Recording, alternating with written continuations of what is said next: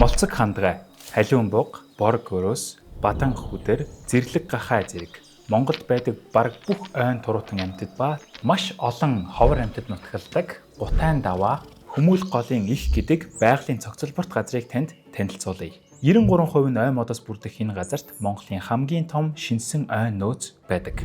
Эндээс том жижиг нийт 27 гол ихээ авдаг ба цэнгэг усны загасны өдлийн нутаг гэгдэх энэ газарт 28 зүйлийн загас тархсан байдаг байна. Мөн нийт 260 зүйл ургамал байдгаас 80 орчим нь 19 ховор, 15 нэн ховор ургамал байдаг аж. Хинтээ аймгийн Батжирэт Бэндэр сумын нутгийг дамнан орших энэ газар нь экосистем, биологийн олон янз байдлын хувьд онцгой ач холбогдолтой.